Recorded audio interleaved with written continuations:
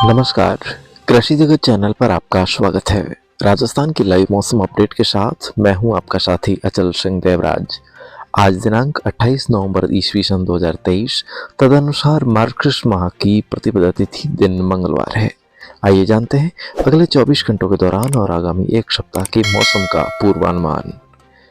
26 नवंबर से सक्रिय हुए पश्चिम विक्षोभ के असर से राज्य के अधिकांश भागों में हल्की से मध्यम बारिश और कुछ स्थानों पर हुई ओलावृष्टि के बाद अब मौजूदा पश्चिम विक्षोभ का असर कमजोर पड़ गया है।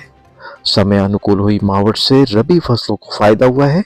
वहीं इस विक्षोभ के प्रभाव से भारत के उत्तरी पहाड़ी इलाकों पर हुई बर्फबारी और मैदानी इलाकों में बारिश होने से राज्य के अधिकतर भागों में न्यूनतम तापमान में 3 से 4 डिग्री सेल्सियस की गिरावट हुई है, जिससे अब ठिठुरन भरी सर्दी का असर बढ़ने लगा है।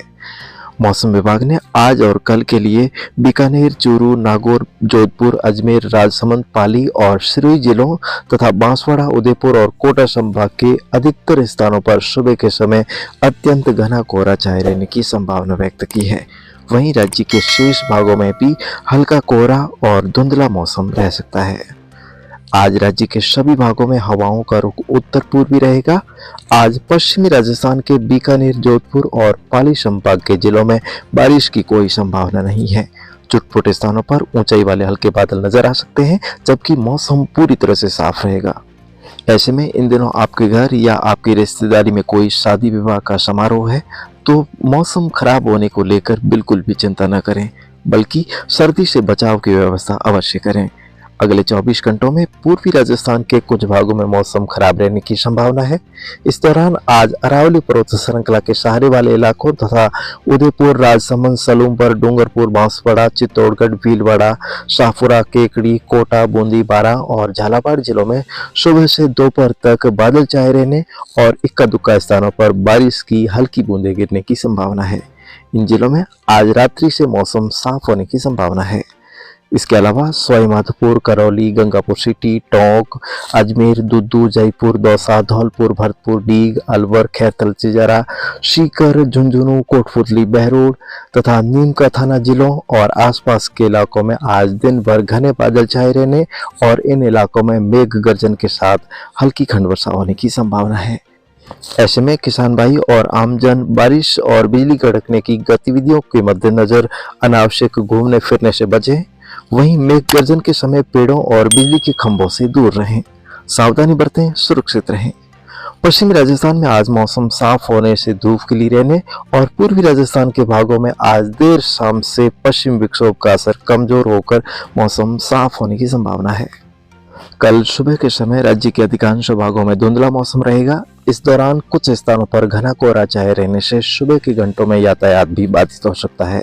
कल पूर्वी राजस्थान के केवल हरियाणा राज्यों से सटे इलाकों में एक दो स्थानों पर हल्की वर्षा हो सकती है, जबकि शेष भागों में सुबह के समय आसमान साफ रहने और दोपहर बाद हल्के बादलों की आवाजाही बढ़ने की संभावना है, परंतु मौसम मुख्यतः शुष्क रहेगा।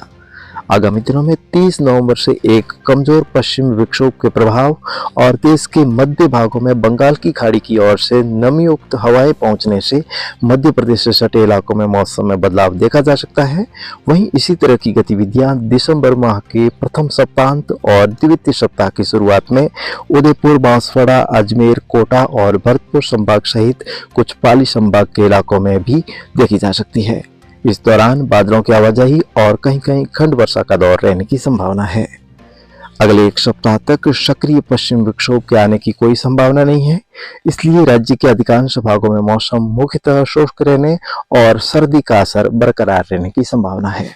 इधर भारतीय मौसम विभाग ने कहा है कि दक्षिण अंडमान सागर और उससे सटे मलाइका द्वीप पर बना चक्रवाती परिसंचरण तंत्र अब निम्न दबाव में बदल गया है।